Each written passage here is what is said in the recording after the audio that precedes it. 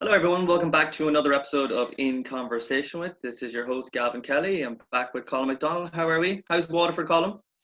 It's grand, yeah, nice and sunny after the weekend's fucking shit show of thunder and lightning that we received. But apparently the rain is coming back tomorrow, so it doesn't really matter. Yeah, we are experiencing the thunder and the rain and the lightning, I'd say, soon enough here in Cavan. But besides that, we are joined today by News Talk broadcaster and journalist Shane Beatty. How you doing, Shane?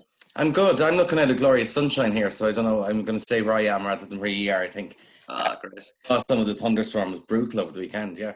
Yeah. We were out, myself and my girlfriend, we were out with some of her friends, having a few alcoholic beverages, let's say, in a nice part of Tramore down in County Waterford. And the thunder and lightning started, and it was lovely to watch at the start. And then we were like, hang on, we're going to get caught in a hailstorm here.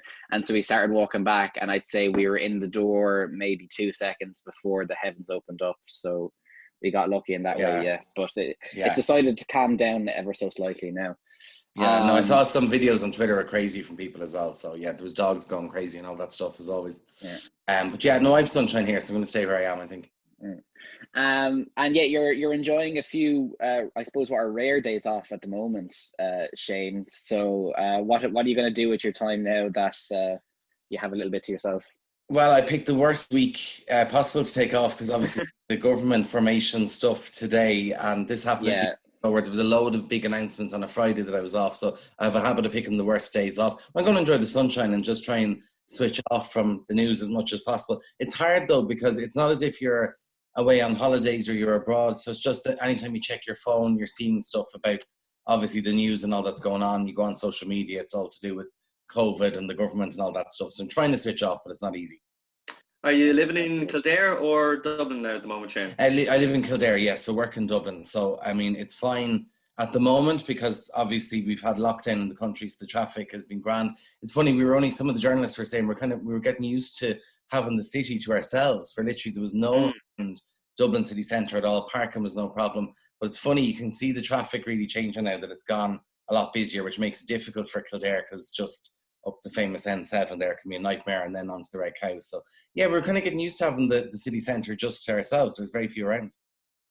I remember when we had Keith Walsh, 2FM DJ on way back when, he was still doing the early morning breakfast show at the time with Jennifer and Lottie, and he said that the only good thing that came out of having to get up for work at 4:30 in the morning and leave at 5 is the fact that he's basically missing all the traffic as he heads in from Newbridge into Dublin city centre. Yeah, it's a big, it is. It's a big thing. And it's kind of a thing that, like, if you're from there, you're kind of obsessed with it when you're going up on the roads, because it is just, I mean, literally, if you have to be in work for like 9 or at a press briefing or something at 9, you'd want to be hitting the road at sort of 7:15, which is stupid because on a Saturday it takes like 25 minutes, half an hour. So yeah, it's a big thing for Kildare people. We're obsessed with traffic and weather, I think, are the two things. But like the traffic is pretty much back to normal now. So it's just crazy how quickly things get back to normal with the roads even.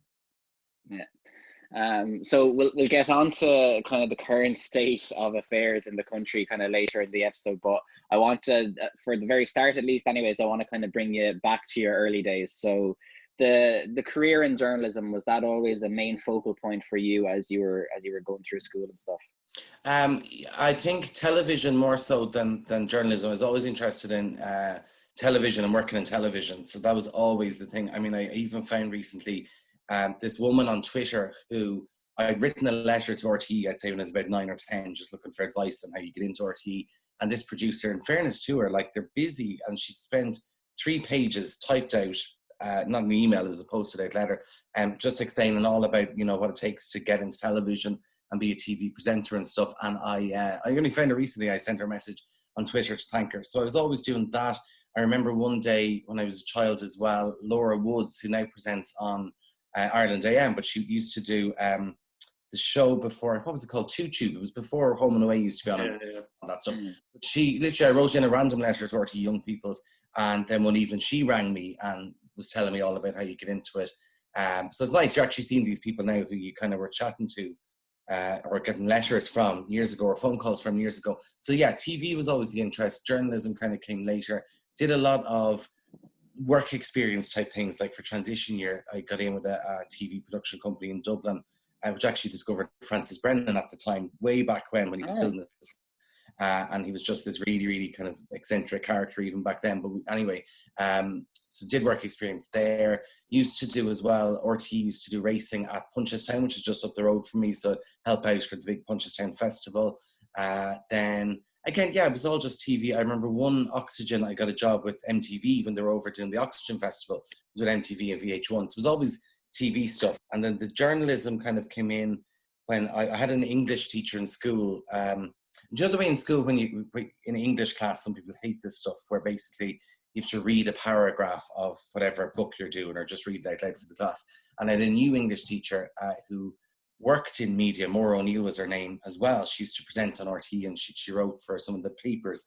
And she said to me after one class, would you ever consider getting into news reading? The way I don't know, read the paragraph out loud. And that kind of stuck with me a bit. So that was where the kind of interest in journalism and media came in, but mainly it was TV before that. Yeah, very good. And then did the college life reflect that interest then? What did you study? Where did you go? Didn't actually go to college. Well, I went for, I went for 2 weeks. I went to Cardiff. So I did, basically, after Maura O'Neill said to me, we should consider news reading, our local radio station, KFM, I sent them an email when I was in fifth year in school and said, I'm looking to get into radio and news and all that stuff. And Ciara Plunkett was the news editor there. She got me in every Friday afternoon as kind of work experience because we finished at 1. So go over there for 2 and read scripts and practice how to write and all that stuff. And then someone left the weekend job in KFM. So I got the weekend job. So when I was in 6th year, I was working in radio on a Saturday and Sunday reading the news. Anyway, CAO came around. I went for communications and PR in Carlow IT.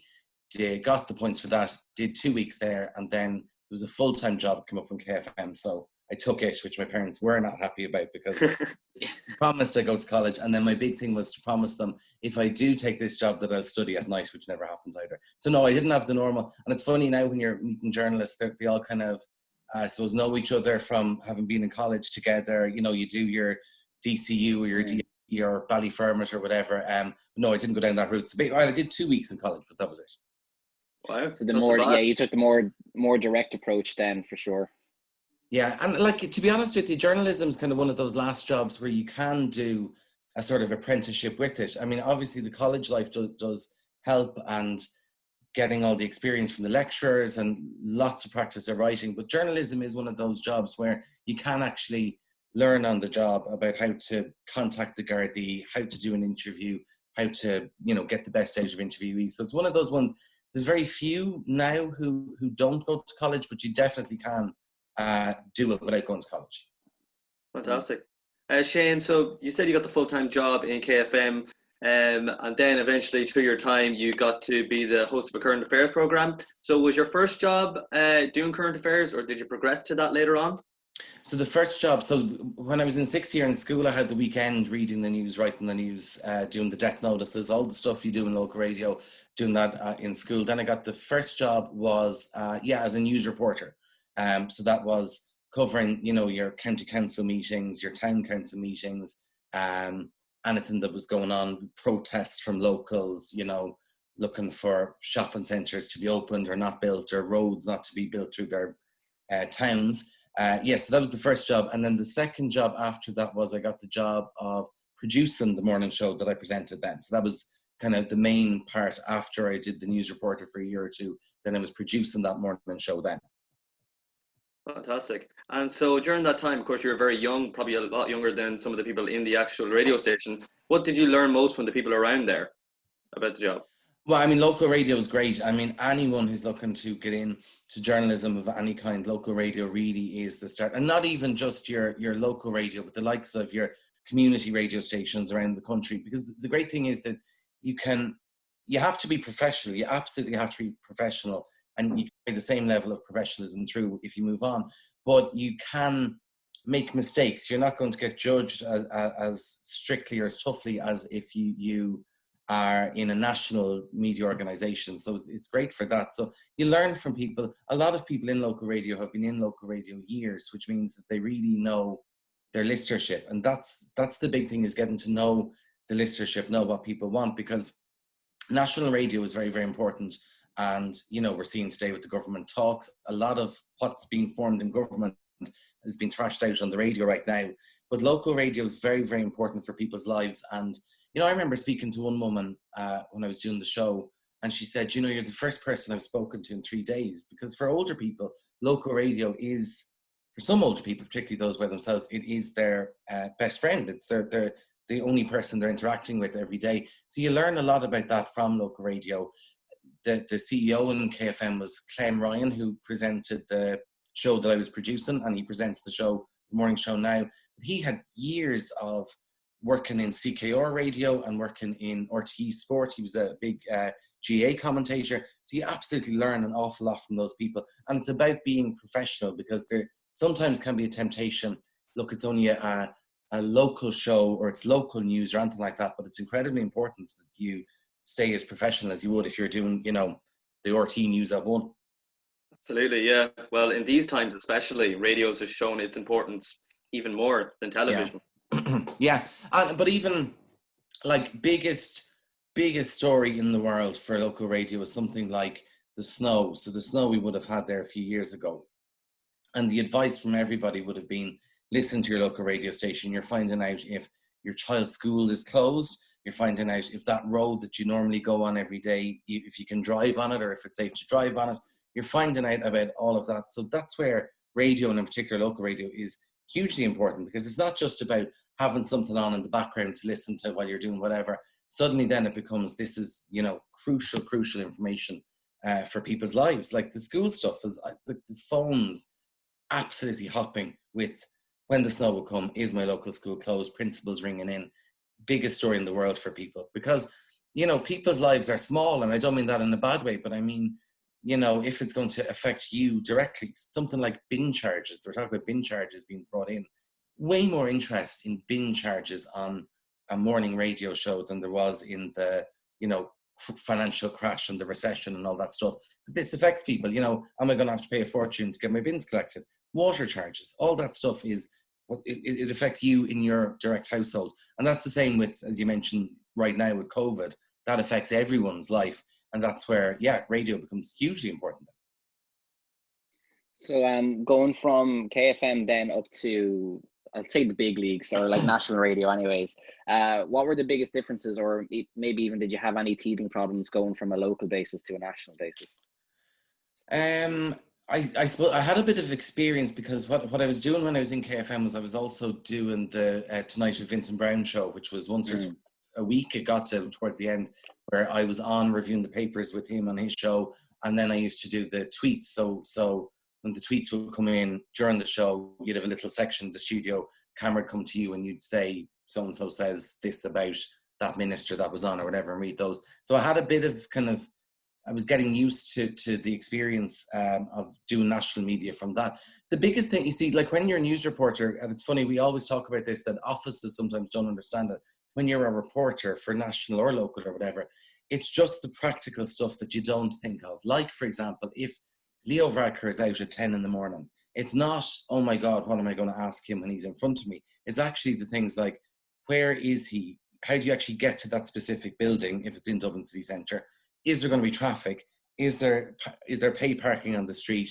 Where am I going to file my story? When you're out on the road, is there somewhere with Wi-Fi? Is there somewhere I can sit down and actually type my stories? So that was a big adjustment for me, going from my nice sort of cushy radio studio, Monday to Friday, it was grand, to suddenly you are out on the road trying to file, trying to find parking and stuff. So that was it. It is a big adjustment. Like I filled in a few times at the start when I first moved up for Ivan Yates, and it was just so strange to be, because when you're in local radio, it's yourself and your producer, if you're lucky, getting the guest for a show. You go on and fill in for Ivan Yates, and there's a producer, there's a researcher, there's another producer, there's someone who does the sound, there's someone who controls your microphone, there's someone who rings the guests. So it's a big adjustment when there's more resources and a bigger sort of machine behind you. Yeah, I found that I did, like, I've brought this up on the podcast so many times, but before Christmas, I did a bit of work experience with Matt Cooper in The Last Word. And obviously there's such a big team there. There's so many moving parts. I mean, there's like, I mean, I was only going in every Tuesday, and I was given maybe, I did a lot of the business news with Eden Guider. That was a lot of what I was doing, but also different kind of pieces as well, gathering information. But they had people like some of their research team were working on, let's say they were working on pieces for days or maybe even weeks at a time, all building to one like even 5-minute segment show on the thing. And there's so many moving parts that it's kind of, it was hard to get your head around at the very start. And yeah, totally. And sometimes those shows like Ivan Yates and Matt Cooper, similar type shows, you could have a producer who's working on the show for Thursday when it's Monday and someone's doing Monday's show. So it's a big production. The one thing I kind of struggled with was when filling in for him, these big meetings that you'd have, because when you're trying to fill a show, when you're the presenter, and Laura Donnelly, who's come up to join me in News Talk, but she was my producer in KFM, like you wouldn't have time to have these big sort of philosophical conversations about whether or not you're going to get a guest. It'd just be, look, is this relevant? Yeah, let's book them and we'll worry about it after. But it's going in for those big production meetings, which you have to do at national level, to go in for a production meeting and go, what are we looking to get out of this? What angle are we going to go with? And it's a lot more thinking involved in it, rather than sort of fly by the seat of your pants and go, right, we've 2 hours to fill here, let's go with all these things. And sometimes you have to be careful too that you don't overproduce an item, because you have to allow room for hearing what the guest says, asking them a question that follows up on that. So God love the producers out there and the teams out there. They can give you 3 or 4 pages of notes on a guest. And certainly for me, sometimes you wouldn't even look at them, because you'd ask your first question, you get to the heart of it and keep on talking to them. And you kind of feel bad then going, they literally spend so much time putting together all these notes, but you actually don't need them when guests play ball and they're really, really good. Yeah, one of the other things I was doing in there was Matt's Culture Club segment that he does every Wednesday with the guests. And my job, whenever I was given it, was to we were sent all the answers of that guest to what their favorite podcast, their favorite movies and all that. And my job was to take out short audio clips and give a little bit of background to the clips and a little bit of information about whatever shows or music or whatever. And literally I would probably spend almost my day taking out all these audio clips and all this kind of crack. And then probably 20% of the clips themselves get used, and maybe 1 or 2 little like nuggets of information about the clips get used, and the rest obviously just gets thrown in the bin. It's heartbreaking. Yeah, it is. And then also you could spend ages getting an item ready, and then some sort of news happens and you don't even go to that person. And there's always that sort of awkward call you then have to make to the person going, look, sorry, I spent an hour of your time prepping you for this and asking you, your mother's maiden name, and then we now don't even get you on the show. So that's live radio, and it's kind of, it is frustrating. It's definitely frustrating though for people. And it must be tough for the producers and researchers out there, because you put so much heart and soul into it. And then there's just times, like I've definitely had times where filling in on some of the shows, they say there's a guest coming up, like you're planning for the week for a guest, and they're coming up and you're just not feeling it as a presenter. And it's always awkward then when you're going, I don't really understand why this person's on. I don't know what they have to contribute. I don't know the benefit of it. I'm not personally interested in this. And then you have to sit down and have the tough conversations and go, will we bother going ahead with this guest? Listen, you're not going to love every person you interview at all. And sometimes it's very big news and you can hate the person you're interviewing. Sometimes when they're booked, you just think, I don't know if I really want to interview them. There's not that much you can get out of it. Just, you mentioned there, Shane, about working on Vincent Brown, and you're talking about yourself there as a presenter and an interviewer. What did you learn from Vincent? Did you have many discussions with him behind the scenes on just the process or anything like that? You would, absolutely. Yeah, he's like, Vincent's a pussycat in some ways, and he is what he is in other ways. So he just, the way he can rip someone to shreds is incredible to watch. One thing I really learned from him, and I brought it to the show when I was doing it in KFM, was to sort of, I don't want to give away too many secrets here, but to lull people into a false sense of security, which you're not doing it intentionally, but you sort of make them feel comfortable in the interview, and then you go for the killer line, then you go for the punch. And that comes with experience. It comes with watching someone like Vincent, who just picks up on one word that someone says, and he'll just sort of go, well, that's absolute bullshit. I don't know what you're on about there. What are you talking about? There's this famous video of Vincent interviewing a Shannon Hopeful, and he she says, you know, we need to step up to the plate. And Vince is like, well, what plate? What are you talking about? What plate? Just getting rid of all the cliches and things. And just, I used to use this example when you get a guest on the show and they'd be talking about words that are really annoying, like, you know, policy framework and strategic vision and all this shite. And I used to say to them, like, this is like saying, I believe children are the future. Like, it's just meaningless. It really is meaningless. So you learn to be, definitely Vincent will teach you how to be brave or more brave when interviewing a guest. And he gave an awful lot of young journalists their first chance, their first start. I mean, like, very rare that you'd have a nighttime current affairs show that has someone from local radio on really regularly doing it. That doesn't normally happen. You don't see that on prime time. You don't see it on Claire Byrne. And Vincent is quite generous with the show, will hand it over as much time as you need to do the tweets and things. And if you sort of meet him at his level and take him on and have the crack with him, then it works very well. But that, you know, that was a huge learning curve. And also what that does, you're in the green room with all of these ministers or politicians. I might have interviewed them once or twice on the phone for the morning radio show. You're actually getting to spend, you know, time with them, get to know them, which made, that's what I was saying to you earlier on about, it made the transition to News Talk a bit easier because there are people I kind of dealt with through Vincent Brown's show, so it wasn't as difficult. So Shane, I'd like to talk about now the kind of current situation that we find ourselves in the country and obviously in the world with the whole COVID-19. I know maybe now we're 3 months into it, so the days might not be as crazy, or it's getting a little bit more routine. But can you just describe for us what the days were looking like at the very start when it just seemed like the walls were tumbling down around us? Like, what was the average day in the life of a news reporter like at that stage? Yeah, it's funny. Richard Chambers, who works in Virgin Media, just sent me a picture that he found of the day Leo Varadkar was in Washington and he announced that the schools were going to close. Now, we've had so many announcements, but you remember there was that big day. Schools and colleges were closed. I think libraries were closed, and there was a few steps before sort of lockdown. But Richard found this picture of, there's a group, we're in government buildings, and there's a group of about 20 journalists all huddled around one mobile phone, and some photographers took pictures of us trying to hear Leo's speech to find out what was going on. And I just thought it captured perfectly. That's how crazy it was. So if you take, for example, that day, I was driving into work as normal. Don't know what story I was supposed to be on. And I got this call from work to say that they got a call from Washington, from Leo Varadkar's people, which I think would have been probably at around 5 or 6 in the morning, Washington time maybe. And they'd phoned and they basically said to News Talk and to RT and to Virgin, there's going to be an announcement in an hour or two. Leo Varadkar, you need, now they wouldn't say what the announcement was, but basically they were saying, we think you should take this live on your shows. So RT had to scramble together a show. I think it was Pat Kenny's show, I think, or maybe Ciara Kelly's, had to take it live, but none of us knew what the announcement was going to be. So that's how crazy it was. And then you sort of had this weird thing where the story kept changing with COVID every hour. So in my world, I have to send stories, fresh stories every 2 hours. So if I'm covering a nurse's strike, you do a story at 9, then 11, then 1, and throughout the day. COVID was literally changing every hour. And what you had was then you could get notice that Tony Holohan's going to hold a briefing at 9 o'clock at night. Now you might have started at 8 that morning, and then you're working the whole way through. And it was that sort of crazy period until we got to a bit of routine.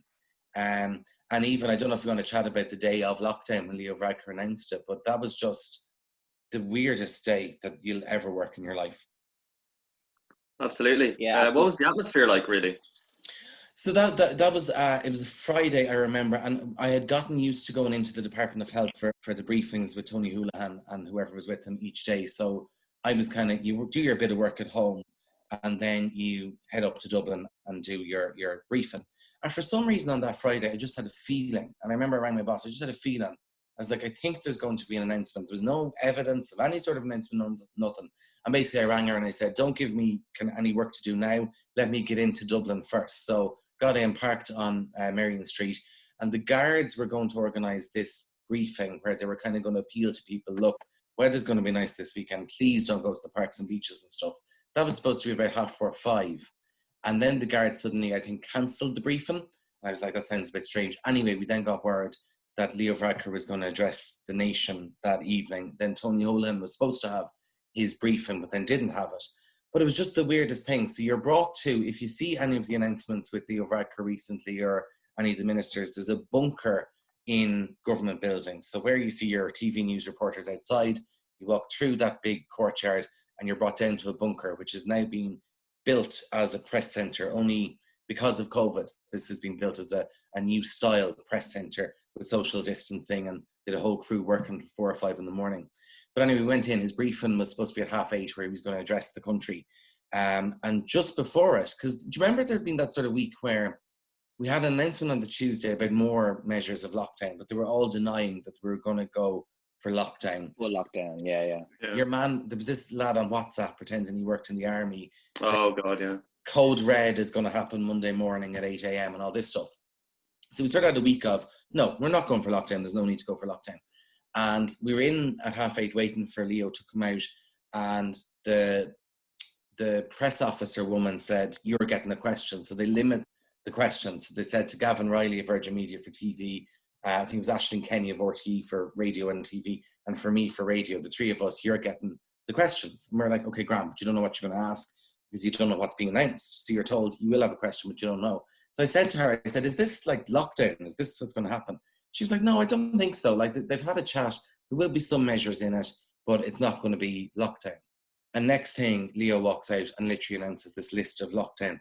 And it's the only time ever I've seen, I remember doing a report the next day for it, the only time ever I've seen journalists in a room absolutely stunned.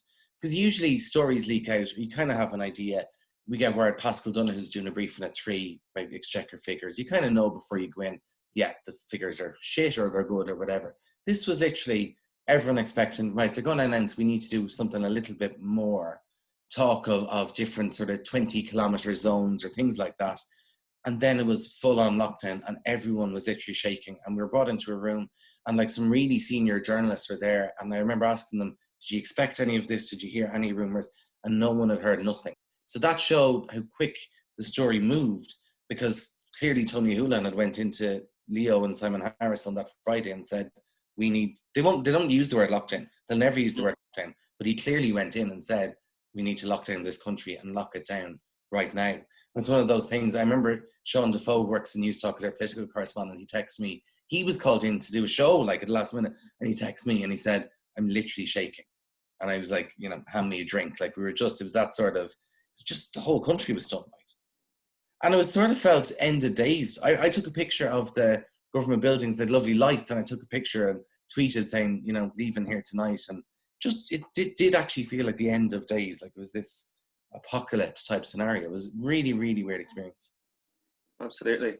Shane, and then in terms of just the months that came after, being a current affairs journalist is obviously a hectic schedule. You don't know what's going to come. But in this kind of situation, it's obviously a lot more hectic, but it's also a lot more grim. Every day you're dealing with new figures of death and tragedy within the country. How was that, dealing with all those in terms of your mental health and then just schedule as well? Yeah, it's a tough. It's funny. I always in my tweets about from the numbers of dead each day and the number of new cases, I always put in just one word, which is sadly. So I'll always say sadly a further X amount of people have died. The amount of messages you get from people, just that one word where they'll say thanks so much for showing some compassion. And I think it's fair to say some journalists in this have got carried away with the stats and the figures and percentages, and that's a percentage increase and that's a percentage decrease, which is obviously really important for following the trends. But the public out there aren't seeing that. What they're seeing is a coldness among the reporting. So they're seeing they don't care. It's just about the figures and all that stuff. So that's why, and it's only one word every night. Just put in the word sadly. It has been, it's been it's been difficult. The routine of it has been good because you know where you're going every evening. This was when Tony Holohan had his briefings every night, so you knew where you were going and all of that. There's one particular day where Virgin Media News were live from the department. Zara King was on, and she was handed the sheet. And then they came into the room and handed it up to us. They walked by Zara and handed her the sheet. And it said on it at the top, today, a further 77 people have died. And Zara got a shock on air. She says, I don't know if you saw it on air, but she said that she felt she got a shock on air and thought it was nearly a misprint. And they walked in and handed us the sheet, and you saw 77, and everyone was like, is that a misprint? Should it be 17? Should it be 7? Is there 2 sevens in there? That was the one day that'll always stick out for me, was the 77, because you just thought, this shit is real now. Like, this is what we heard all the warnings about, that you could have scores of people dying and hearing about it all in one day. And there were days when we'd have maybe 300-400 cases as well, and you're just thinking, we ain't going to get rid of this. There's no end in sight. That was the one day that I sort of thought after, my God, this is hard. In terms of mental health and all of that, the only thing I'd say is sometimes it's difficult, the backlash you get off people for reporting it. And sometimes I just kind of feel like saying, do you know what? You're welcome to come in here every day and count up the number of dead people and the number of confirmed cases and the number of people in ICU. Like, it's all, I got angry with a few people. I was just like, I'm delighted for you sitting in your armchair at home criticizing the reporting that's going on, when we're trying to, first of all, tally up the death numbers, reflect all of that in a responsible way, and then try and ask articulate questions of Tony Holohan and his team, who are public health officials, whether you like them or not. They are experts in their field. We are not. I'm not an epidemiologist. I'm not a statistician. I'm not a public health doctor. So you're trying to ask articulate questions. You're trying to ask questions that the public want answered. And then you turn on your social media and it's, can't believe you asked that question. Will you leave Tony alone? Stop asking these stupid questions. And it's like, sometimes you're not asking the question for yourself. You're asking it for people. Like, we get criticized for asking about when our haircut's going to resume. And yet that's what people talk about. When our wedding's going to happen. Because there's couples contacting journalists the whole time going, listen, we're spending 20 grand on a wedding in September. Is it going to be a really, really grim wedding where I can't, hug my drunk uncle at 3 a.m? Is it going to be all social distance wedding? And people go, oh, I can't believe you're asking that. That's the only time you're a bit like, do you know what now, lads? Screw you there. It's very easy to sit at home criticizing everything that's going on. Come on in here and do it, every day. But apart from that, no, the routine has been good from doing the briefings. Great. Yeah, and do you think that, like, just being out there and being on the go all the time is better for you than, let's say, I mean, obviously Gavin is still working away. I'm only back to work this coming Wednesday, so I've been sitting at home largely doing nothing, twiddling my thumbs, and it has been bad for me, mentally and physically, to be honest. Do you think it's better for you that you're out on the go the whole time rather than having a moment to kind of breathe for yourself? Yeah, I think now it is. There was definitely a time where we were worried. I suppose it was, we were hearing all these warnings from Tony Holohan and all these different people about limiting your contacts and cocooning and quarantining and staying at home and all that stuff.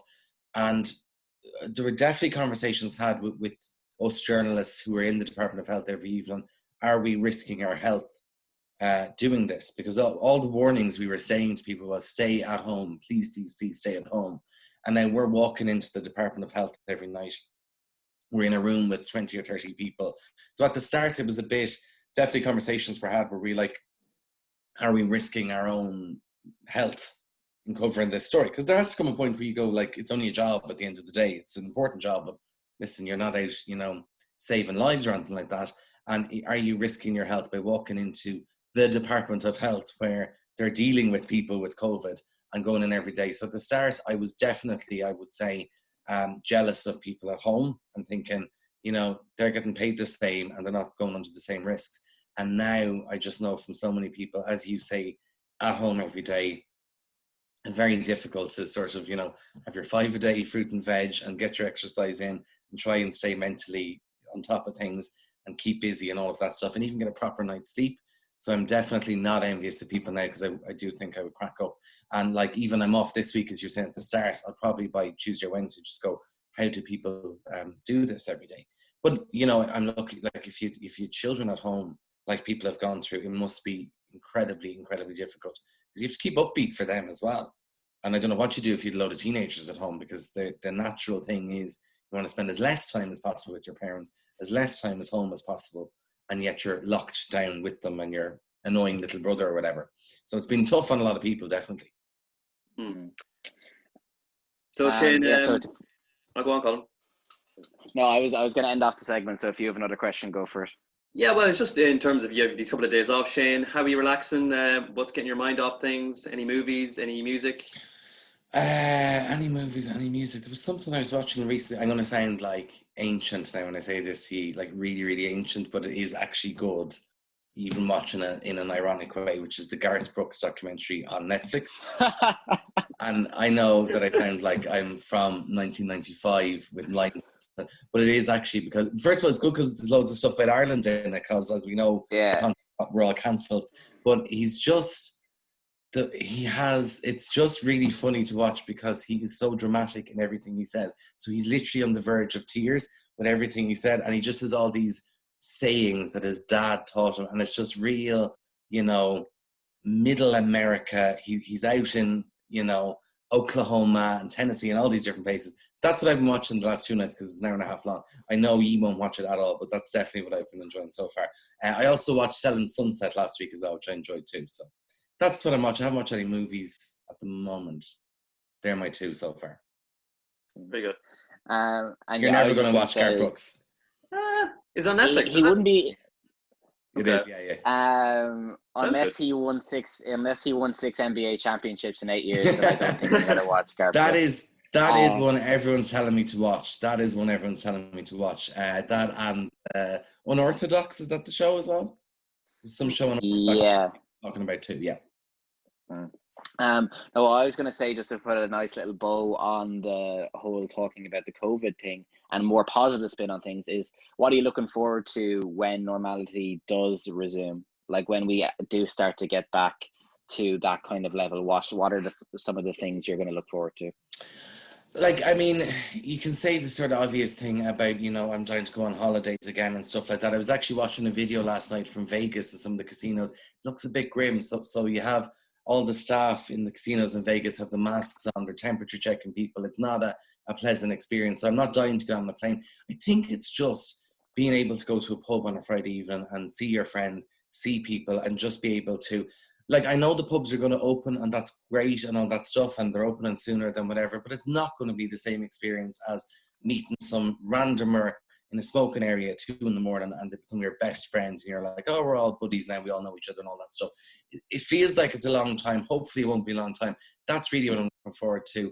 Getting to, like, things like hug your mother. Do you know, stuff like that? When you're not with your parents, it's just being able to see people, feel comfortable, not feel awkward. I've seen my parents once so COVID broke out. I hadn't seen them since the royal visit, which was March. So I've seen them once for like an hour since then. But being able to actually just spend time with your folks, see friends, haven't seen most of my friends in that time as everyone else in the country, obviously. Just stuff like that. There's nothing major that I'm looking forward to doing. It would be nice to get away for a couple of days around the country maybe, but I won't be going on a plane.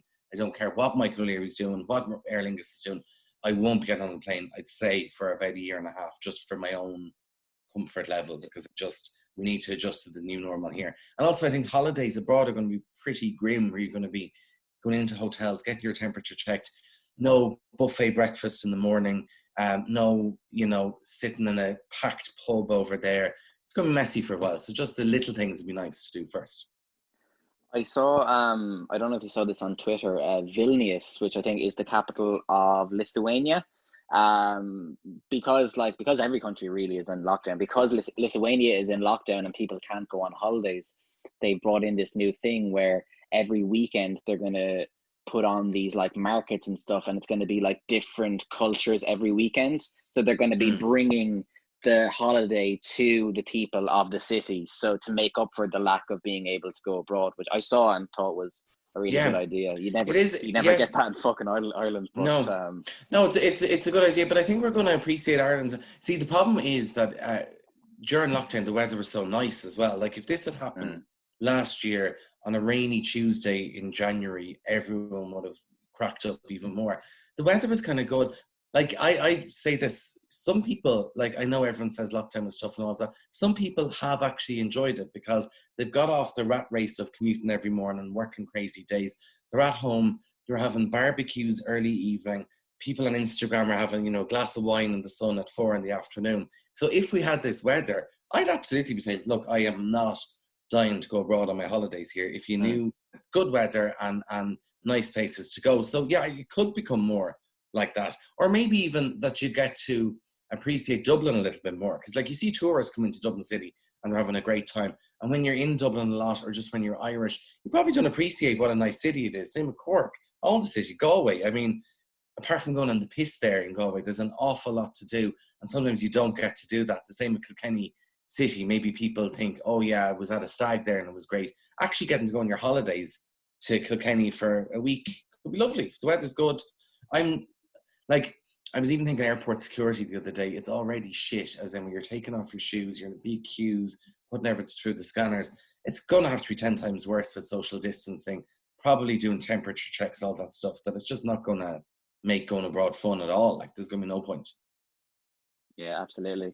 I mean, us, like our own friends, I'd say by the time this episode goes up, we'll be back home from it already. But our group of friends were heading up to Donegal for a short while just to enjoy ourselves and just enjoy each other's company again. And like we're have it on good authority from the girl who we're going up to in Donegal that the views are just absolutely amazing out there. So I'm very much looking forward to that. Yeah.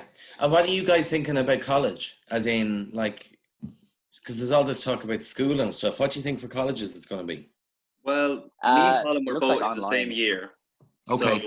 So we were in our last year, and basically, look, lockdown happened in March, and I had a thesis to do, and look, we both had other assignments and all that stuff to do. So, look, being at home, it was easier to do work, for me anyway.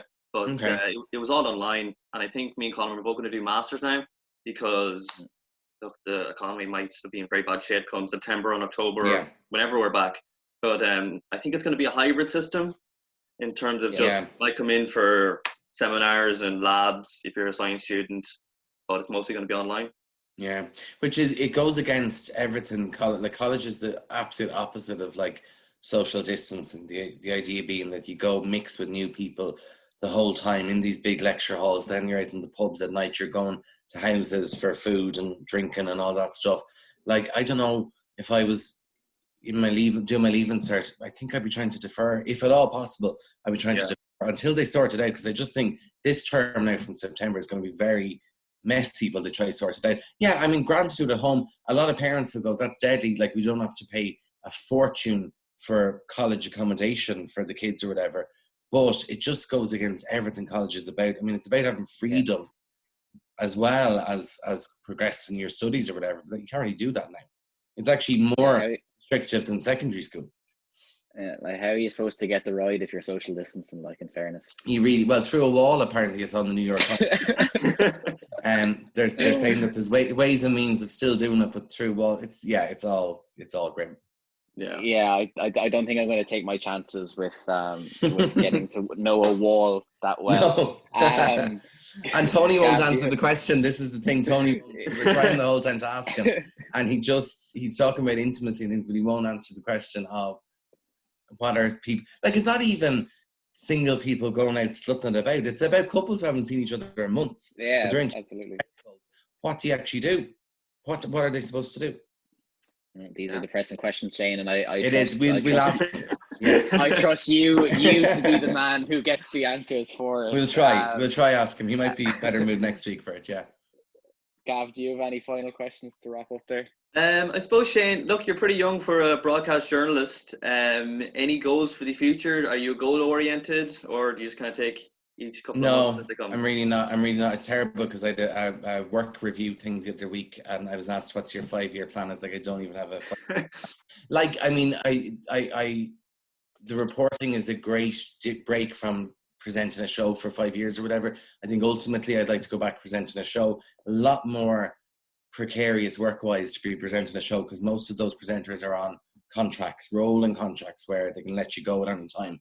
It is nice to have the comfort of, this is your job, you have a salary, the money comes in every month. But yeah, ultimately I'd like to get back presenting. Reporting's good, but it's a lot of energy. Like, I see some reporters there in their late 50s, early 60s, and I'm exhausted doing it a lot of the time. I don't know how they're doing it, because it's a lot of work and running about the place and stuff. So I think, ultimately I'd probably like to get back into presenting, but it's difficult. Presenting's changing now. So if you look at the likes of your Ivan Yates as an example in News Talk, or Ciara Kelly, or those people. They have another life before media, so it's not like you're trained presenter like Marion Finucane was, or Sean O'Rourke, where you're in it years as a journalist and as a reporter. The way presenting is changing now. You kind of have to be someone well known in another area to then get into presenting. That's the way it's gone, unfortunately. Look at Greg O'Shea on 2FM, does, a month on an island, and suddenly a morning breakfast show that DJs spend years trying to get.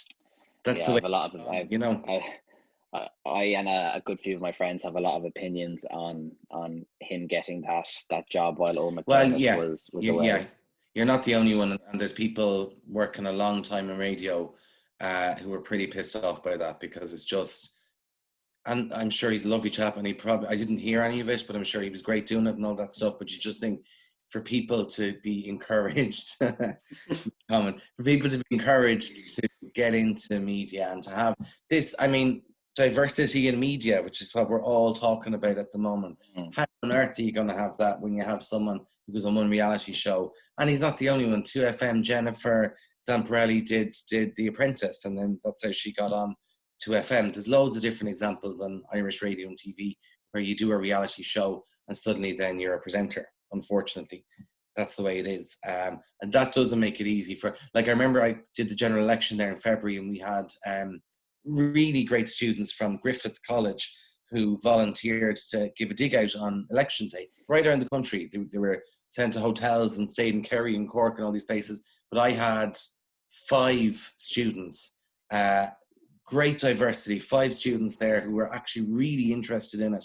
And I remember after thinking, look, it'd be great to see these now in media, in working in newsrooms, but you just don't see it at the moment. And it is a kind of worry for the future. Are they going to get people of color? Are they going to get, more female? I'm not even talking here about, we're not even at the stage of talking about ethnicity. You're talking about women. There's some nights at the Department of Health briefings where not one female journalist is in the room. And we want to promote diversity. We're still behind on women. We're still obviously behind on minorities. How many traveller journalists do you know? How many trans people are in the media who aren't, they're just not given a voice at all. So we have a long way to go on that. And then you have reality stars who go in and get a primetime show. Absolutely, yeah. Just adding on to what you're saying there, Shane, there was traditional media in the past, and News Talk and RTÉ are part of that. But now we have podcasting and new independent forums of people being able to speak their voice. Do you think that's the area where people of trans or people of ethnicity can get their chances before moving up? Yeah, it is. Except I still think Ireland is such a small country that you're always going to have your traditional media. So it's not as if we're saying here that, right, if you get a podcast now and you're someone from a different background to what we normally see on Irish television and Irish media, it's a very good idea to cut your teeth and all of that. But in order to sort of, maybe you're quite happy doing the podcast and that's it. But if you're thinking, I want a long-term salaried job in media in Ireland, it is probably still going to be the traditional route. RT is going through a lot of financial problems. I still think the sky could fall in and RT will be there. The sky could fall in and there will still be your independent media, like your local radio stations and like News Talk. The Irish Times, I think, is still going to be there. The Irish Independent is still going to be there. And they're the type of places that we do need to see them. Podcasts, a great forum. And you know what? There was, someone was on the TV recently and they were talking about a TED Talk that they'd watched. I can't remember who it was now. It's really bad when you start quoting people you don't know. But anyway, essentially it was saying the cavalry isn't coming. So if you're waiting for the cavalry, it isn't coming. So you don't sort of sit around and wait for someone to go and give you that big job and give you your chance and all that stuff. You're going to have to create your own opportunities, unfortunately. And it's a sort of, it's a unconscious bias thing, as in, I don't believe that there's editors out there saying, we can't hire her because she's black. We can't hire them because they're trans. That's not what it is. It's just that they're not seeing it and maybe not aware of the bias there. And as I say, we're so far we're so far behind in diversity that we're not even talking about having 50-50 in terms of female journalists or travelers, and then even talking about people of different ethnic backgrounds, which is what Ireland's made up of. I mean, you look in Leinster House there at all the TDs, they don't look like when you walk down your street. You know, you watch a TV show on Irish television, that doesn't look like what you're seeing in your street, and it's just not getting across. And then you don't want to become the token person either. So that's the other thing, because then editors might go, well, we have that guy there who's black. That's grand, we're done. Why don't you have 5 of them? Do you know what I mean? So that is tough. And there's great students out there. I'm sure you guys know from your course, I assume that there's diversity in your course, I presume. And I presume they're worried. Are we going to get jobs out of this? Absolutely. Yeah, it seems kind of like a generational thing that, you know, our generation, of course, is wanting to get these opportunities, and there is a lot more diversity. But I think previous generations, it was kind of the way Ireland has changed as a country as well has a bit to do with it, that we're a lot more multicultural than we used to be. So I think what you're saying about unconscious bias, yeah, I kind of agree with, in terms of it wasn't like that when the people that you're speaking of were working themselves. It's something that they have to get used to and change to. Yeah, and we have some examples of it. I'm not going to mention them because I don't want it to seem like they're the token person, but I'm just saying that there are examples of people from a variety of different backgrounds who can be quite successful, the same as everybody else. And that's not to say that you have to be extraordinary just because of your background. You can be just like every other worker, but it's just getting those opportunities. Yeah, hopefully it'll change. I worry that it becomes a tokenistic thing, that we're seeing obviously all of the uprising when it comes to Black Lives Matter, and all of the stuff people are talking about online. Hey, this is a turning point, I suppose, and it's not for me to say, it's not my worry personally, it doesn't affect me in that sense, but I just worry that it becomes tokenistic, that then you might have newsrooms go, there's our black girl, or there's our trans person, or there's our person from a traveling background, and we don't need to do any more on it, that it needs to become way, way, way more inclusive. And that starts everywhere. It starts with TDs, and then it starts in schools, you know, with teachers even.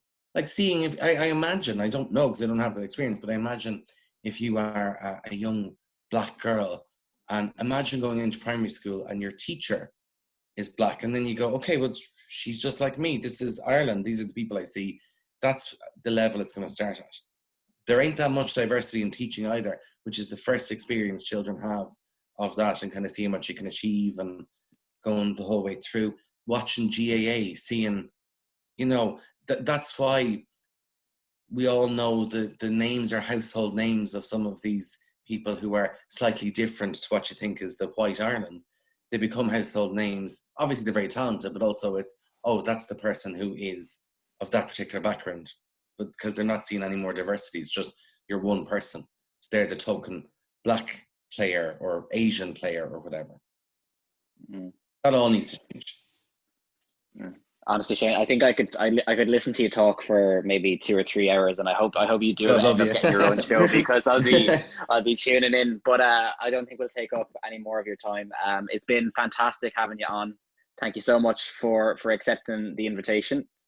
No problem. Good chat, and fair play to you for the podcast, because it's something there's a few of us now way behind on doing podcasts and getting into it. We started a COVID podcast recently in work and news talk, and it's a lot of work. It's a lot of work to do. So fair play to you for doing it. I presume it keeps you busy then during lockdown as well, or has been.